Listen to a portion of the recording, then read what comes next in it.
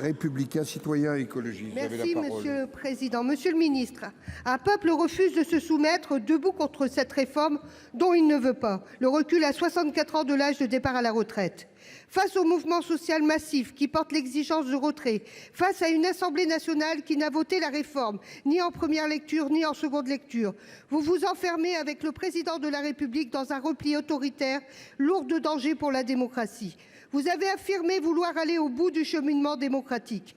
Quelle provocation! C'est bien un chemin de croix auquel nous assistons, rythmé par les articles désormais connus de tous. 47.1, 44.3, 49.3. Monsieur le ministre, comment parler de cheminement démocratique alors que depuis jeudi, le droit de manifester est mis en cause? Avec mon groupe, je demande que soit mis à l'étude le comportement des forces de sécurité depuis jeudi soir. Il ne s'agit pas de cautionner des dégradations, mais nous assistons à des violences policières et réquisitions inacceptables. Le maintien de l'ordre est de votre responsabilité. Mais l'ordre, ce n'est pas le matraquage et gazage à tout va. C'est savoir entendre la foule, l'opinion, le peuple qui dit non. La colère est là, elle monte. La morgue et le mépris du chef de l'État ne passeront pas cette fois-ci à la répression policière, ne peut être la voie pour résoudre cette crise politique, sociale très profonde. Le chef de l'État, droit dans ses bottes, ne veut ni dissolution, ni référendum, ni remaniement. Qu'il retire alors ce projet si injuste. Si par malheur, M. Macron ne veut assumer cet échec, s'il s'y refuse, nous le contraindrons par la demande de référendum d'initiative partagée que nous avons lancée.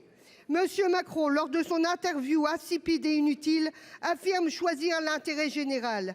En réalité, entre le peuple et l'intérêt des riches, il a choisi l'intérêt des riches. Demain sera une formidable journée, cette journée où un peuple uni, une foule immense, légitime, se lèvera pour défendre sa condition, pour défendre ses droits. Madame la Première ministre, il est encore temps, retirez votre projet. Merci. La parole est au ministre du Travail, Monsieur Olivier Dussopt. Vous avez la parole. Merci, Monsieur le Président, Mesdames et Messieurs les sénateurs, Madame la sénatrice Gréaume. Oui, le projet de loi portant réforme des retraites est allé au bout de son cheminement démocratique. Et il va continuer à y aller. Ce projet de loi fait suite à 4 mois de concertation. Il a fait l'objet de plus de 175 heures de débat à l'Assemblée nationale et au Sénat. Et votre Assemblée, le Sénat, l'a voté à 2 reprises. Une première fois en première lecture, après l'examen de chacun des articles, et une seconde fois, après que la commission mixte paritaire ait trouvé une conclusion partagée.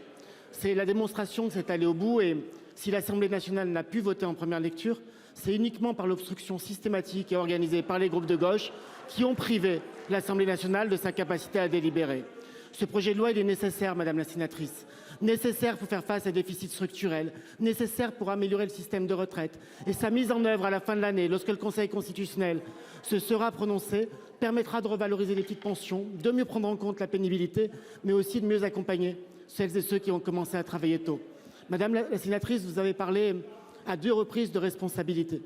La responsabilité, c'est de faire cette réforme, de prendre la décision d'aller au bout de cette réforme pour sauver le système et faire en sorte que les générations qui viennent puissent accéder à un système de retraite qui les protège et qui justement protégera les plus fragiles. Et puis la responsabilité, Madame la sénatrice, c'est que lorsque la mobilisation sociale est organisée, lorsqu'elle se passe bien, il faut la saluer. Mais lorsqu'il y a des violences, il faut les condamner. Et quand on condamne les violences, Madame la sénatrice, on soutient les forces de police.